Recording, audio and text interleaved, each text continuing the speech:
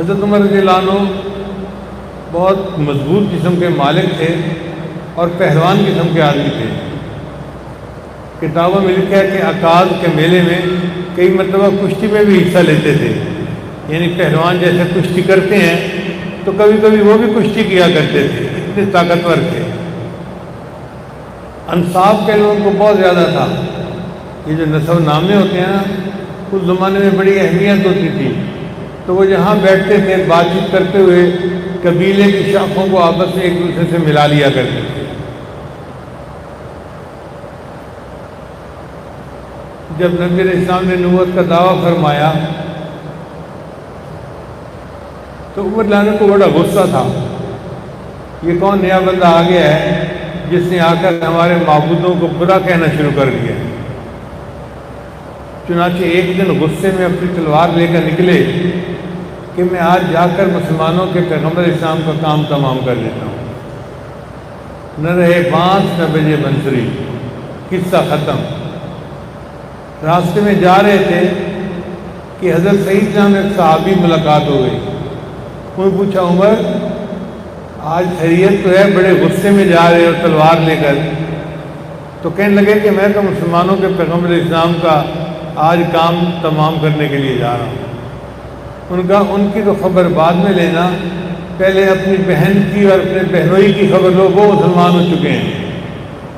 اب عمر لانا کو بڑا غصہ کہ میری بہن اور میری اجازت کے بغیر کلمہ پڑھ لے اور میرا بہنوئی اور مجھے بتائے بغیر ایمان قبول کر لے۔ چنانچہ وہیں سے اپنے بہن کے گھر آ گئے۔ دروازہ کھٹکھٹایا، بہنوئی نے پہچان لیا کہ عمر لانا ہے اور غصے میں ہیں، وہ تو چھپ گئے۔ اس وقت وہ قرآن مجید کی تلاوت کر رہے تھے۔ بہن نے دروازہ کھولا تو ملاقات ہوئی، پوچھا کہ میں نے سنا ہے کہ تم مسلمان ہو گئے ہو۔ بہن نے کہا اگر اسلام سچ ہے تو اس کو قبول کرنے میں کیا رکاوٹ ہے؟ اتنے میں بہنوئی بھی آ گئے، تو بہنوئی کو دیکھ کے غصے میں آ گئے اور بہنوئی کو مارنا شروع کر دیا۔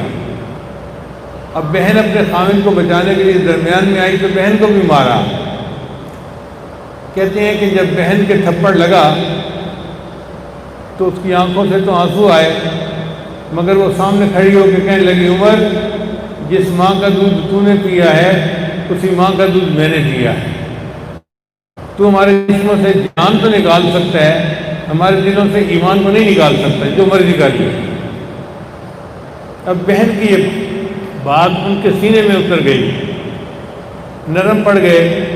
پھر کہنے لگے اچھا بتاؤ تم کیا پڑھ رہے تھے؟ اس وقت بہنوئی نے ان کو سورہ طٰہٰ کی کچھ آیات پڑھ کر سنائی۔ طٰہٰ ما انزلنا علیک القرآن لتشقیٰ الا تذکرۃ لمن یخشیٰ۔ پڑھتے پڑھتے جب اس آیت سے پہنچے اننی انا اللہ لا الہ الا انا فاعبدنی واقم الصلاۃ لذکری، تو کہنے لگے اچھا مجھے بھی اپنے پیغمبر اسلام کے پاس لے کے جاؤ۔ چنانچہ بہنوئی ان کو نبی اسلام کی خدمت میں لے کر آئے۔ اس وقت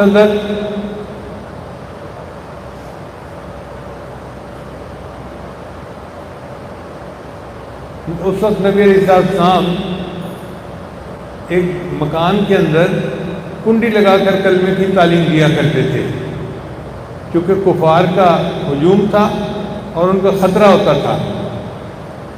دار ارقم میں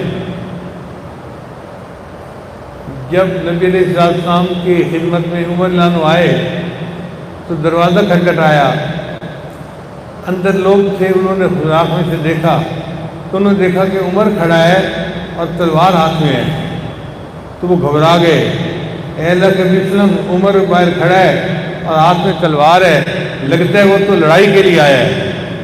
حضرت حمزہ جانو ایمان لا چکے تھے، وہیں موجود تھے۔ انہوں نے فرمایا ڈر کی بات نہیں ہے، عمر کو آنے دو، اگر اچھے ارادے سے آیا ہے تو بہت اچھا، اور اگر برے ارادے سے آیا ہے تو اسی کی تلوار سے میں اسی کی گردن کاٹوں گا۔ چنانچہ دروازہ کھولا گیا، مگر حضرت عمر کا تو معاملہ ہی کچھ اور تھا، دل میں اثر ہو چکا تھا اور دل میں محبت آ چکی تھی۔ چنانچہ آ کے کلمہ پڑھا اور مسلمان ہو گئے۔ حضرت عمر عنہ 40 مسلمان تھے، 39 مسلمان اس سے پہلے ہو چکے تھے اور ان کا نمبر 40 بنتا تھا۔ پھر ان کے اسلام لانے پر اللہ نے مسلمانوں کو مضبوط کر دیا۔ کیوں؟ اس لیے کہ اس سے پہلے مسلمان چھپ چھپ کے نمازیں پڑھتے تھے۔ جب حضرت عمر نے کلمہ پڑھ لیا تو انہوں نے نبی علیہ السلام کی خدمت میں عرض کیا، اے اللہ کے حبیب صلی اللہ علیہ وسلم، اب تو میں نے کلمہ پڑھ لیا ہے، اب چھپ کے کیا نماز پڑھنی، چلیں چل کے حرم میں نماز پڑھتے ہیں۔ اس سے پہلے مسلمانوں نے حرم میں نماز نہیں پڑھی تھی کبھی باجماعت۔ اب عمر جانو چلے، حضرت حمزہ جانو چلے، اور پھر نبی علیہ السلام اور ان کے صحابہ چلے۔ کتابوں میں لکھا ہے کہ اسلامی تاریخ کا وہ دن بڑا ہی پرسکون تھا کہ جب یہ سب لوگ اسلام کے عظمت ظاہر کرنے کے لیے حرم میں جا رہے تھے نماز پڑھنے کے لیے۔ پھر عمر نے وہاں جا کر اعلان کیا کہ میں مسلمان ہو چکا ہوں اور ہم نماز پڑھیں گے، تم میں سے ہے جو کوئی میرے مقابلے میں آئے۔ اتنی ان کی دہشت تھی کہ کافروں میں کوئی بندہ ان کے مقابلے کے لیے تیار نہیں ہوا۔ چنانچہ حضرت عمر عنہ کی موجودگی میں نماز باجماعت ادا کی گئی۔ جتنے صحابہ تھے سب نے ہجرت کی، لیکن چھپ چھپ کر کی، کیونکہ کفار کا زور بہت زیادہ تھا۔ ایک حضرت عمر عنہ کی ہجرت ایسی تھی جو علل اعلان تھی۔ کتابوں میں لکھا ہے ایک دن انہوں نے اپنی تلوار سنبھالی، اپنی کمان سنبھالی اور تیر سنبھالے، اور یہ تینوں چیزیں لے کے حرم میں آ گئے اور آ کے طواف کے 7 چکر کیے، اور 7 چکر لگانے کے بعد اعلان کیا، اے کفار، میرا نام عمر خطاب ہے اور میں ہجرت کے لیے نکلنا چاہتا ہوں، اور میں یہ اعلان کر رہا ہوں کہ اگر تم میں سے کوئی چاہتا ہے کہ اس کی ماں اسے روئے، کوئی چاہتا ہے کہ اس کی بیوی بیوہ ہو، کوئی چاہتا ہے کہ اس کے بچے یتیم ہوں، تو وہ میرے مقابلے میں آ جائے۔ اتنا واضح اعلان دیا، مگر قریش مکہ میں کوئی ان کے مقابلے کے لیے نہ نکلا، اور عمر عنہ نے علل اعلان ہجرت فرمائی۔ اللہ نے ان کو ایسی جرأت دی ہوئی تھی، اسلام کی شان و شوکت کا وہ ذریعہ بنے۔ اسلام کا ایک رعب تھا جو کفار کے دلوں پر بیٹھ گیا۔ چنانچہ سیدنا صدیق رضی اللہ عنہ کی وفات کے بعد حضرت عمر رضی اللہ عنہ کو انہوں نے خلیفہ منتخب فرما دیا تھا۔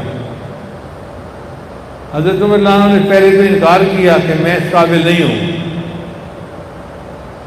حضرت بکر صدیق رضی اللہ عنہ لیٹے ہوئے تھے، اٹھ کے بیٹھ گئے، کہنے لگے لاؤ تلوار، میں اس کی گردن نہ اڑا دوں، یہ کون ہوتا ہے امیر المومنین کی بات سے نہ کرنے والا؟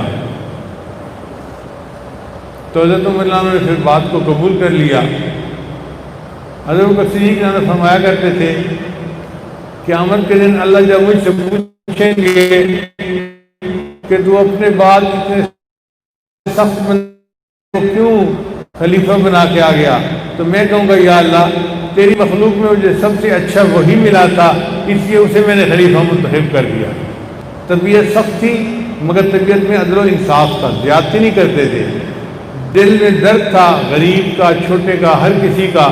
چنانچہ انہوں نے زندگی کے 10-12 سال اتنی اچھی اپنی خلافت کا وقت چلایا کہ دین اسلام خوب پھیلا۔